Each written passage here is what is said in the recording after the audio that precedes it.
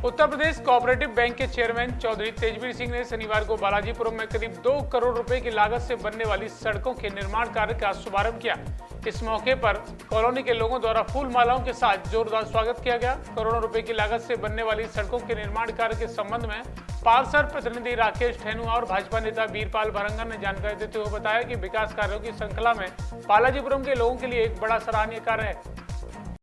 इस Balajipuram 53 number ward में मेरी बहन बड़ी पार्षद के द्वारा जो अभूतपूर्व कार्य कराए जा रहे हैं उनके लिए मैं सबसे पहले माननीय श्रीकांत जी को और पूर्व सांसद तेजवीर जी को बहुत धन्यवाद देता हूं, जिससे कि हमारी जनता का, मैं भी आज से 2 साल पहले इसी कॉलोनी में रहता था, जो इस कॉलोनी की बहुत ही जर्जर हालत थी, इसको सुधारने के लिए बहुत ही अत्यावश्यक था कामों के लिए।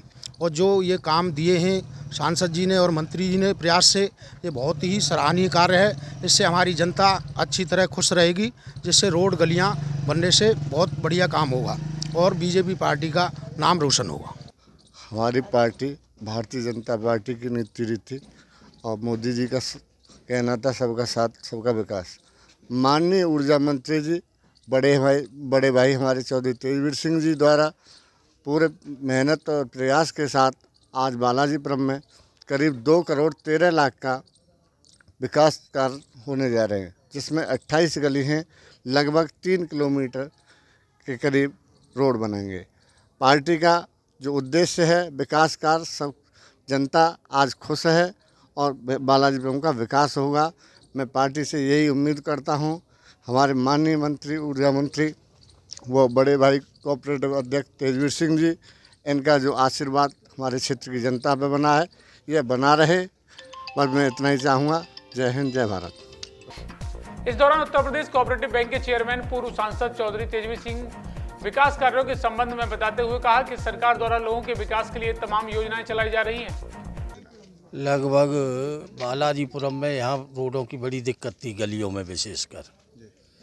और पिछली बार जब हम लोग आए थे, मंत्री जी भी थे, हम भी थे, हम लोग ये वादा करके गए थे कि यहाँ की गलियों को पक्का करा के यहाँ के नागरिकों को हम राहत प्रदान करेंगे। हमने प्रयास किए और लखनऊ तक काफ़ी प्रयास करने पड़े। इसमें मंत्री जी का सहयोग लेना पड़ा, श्रीकांत जी का, और मैं स्वयं कई बार आवास विकास के चक्कर मुझे लगाने पड़े, तब जाकर ये हमें कामयाबी मिली। और सबसे अच्छी बात यह है कि यहाँ की 28 गलियाँ हैं और लगभग 3 से सवा 320 के करीब किलोमीटर इन पूरी टोटल गलियाँ बैठती हैं और उनमें काम होगा। 28 गलियाँ बिल्कुल दुरुस्त होने वाली हैं, वहाँ के नागरिकों को इसका लाभ मिलेगा।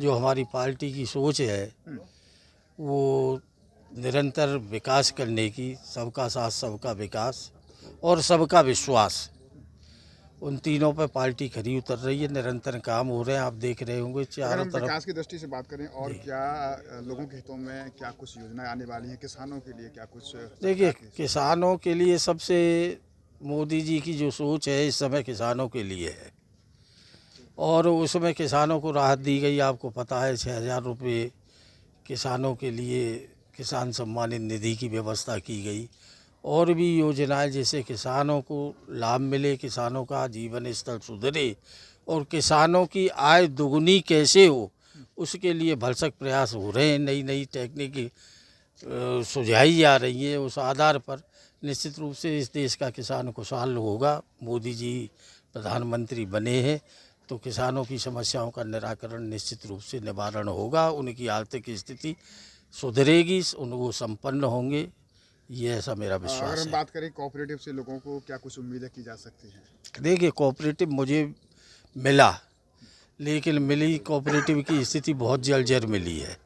आज स्थिति ये है कि विशेषकर अलीगढ़ से लेके और पूर्वांचल तक सभी बैंक आज घाटे में चल रहे हैं कोऑपरेटिव के। ये स्थिति है। किसानों को देने के लिए कोऑपरेटिव के पास इस समय पैसा नहीं है।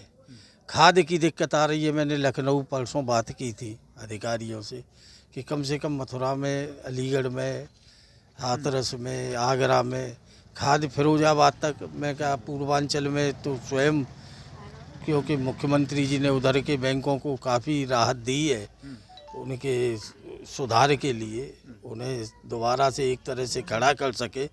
तो यहाँ भी वो समस्या आ रही है।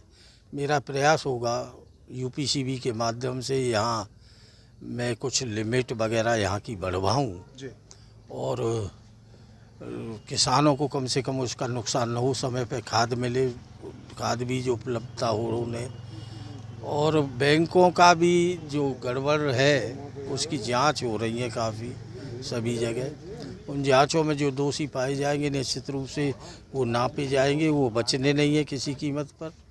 और कोई भी ऐसा मामला मिलता है गंभीर, उस पर तुरंत निलंबन की कार्रवाई होगी, चाहे कोई भी बैंक हो। सर्वोपरि हमारा कि किसान हित के लिए ये संस्था का निर्माण हुआ।